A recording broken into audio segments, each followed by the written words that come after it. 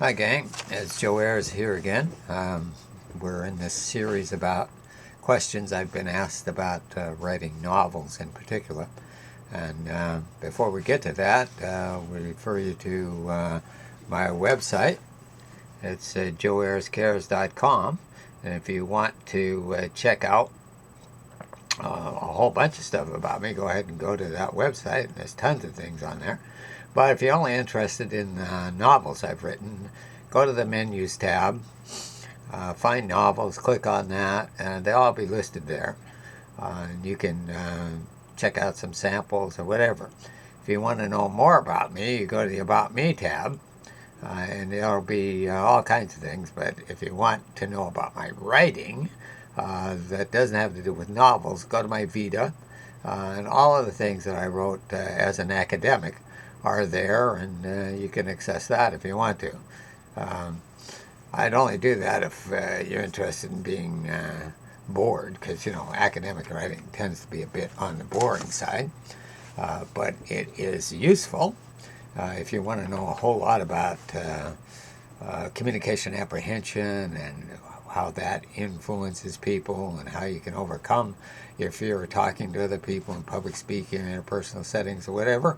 Um, Most of the articles that I wrote have to do with that. So if you really want to know about that, go ahead and have a look at all of those things, the articles as well as the books. One of the books is a component theory of communication apprehension. It comprehensive look at how communication apprehension develops, what its elements are, and how those various elements can be remediated if need be. Anyway, that's the academic stuff. We're here to talk about the creative writing, the novels, and questions that people have asked. One of the questions is, in one form or another, where do you get your plots, and how do you develop the plots, and what's the relationship between the characters and the plots?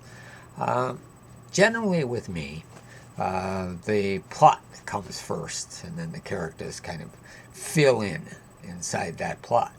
So, in the most recent novel that I'm working on, which has to do with child pornography, I had not examined that in any of the other novels. Touched on it a little bit here and there, but not directly on that particular topic. So that was the general idea of what I wanted to do. I wanted to examine child pornography and see what might be able to do about it in a novel form. The way I decided to do it was simply take a person who had been exploited that way and start back when they were born and follow their life story through. And what happens as you're doing that and you develop the character, there are things that are going to cause you to look at your plot and the elements of the plot differently. The characters of the plot are intertwined. For me, the plot comes first, but the characters tend to change the nature of the plot as you go along. And it's a fluid, dynamic process. You can't just say the plot comes first and then you do the characters. No, what happens with me is the plot comes first and then the characters influence the plot. And we wind up in a different place than I thought I was going to wind up in the first place.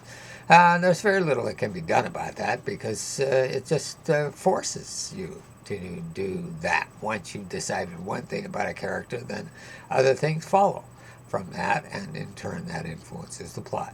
So in general, the plot comes first with me, and then the characters come in, and as that characters flow along their timeline, I usually use a timeline earlier to later, and as things develop, it alters the plot a bit. There's an interrelationship between the two.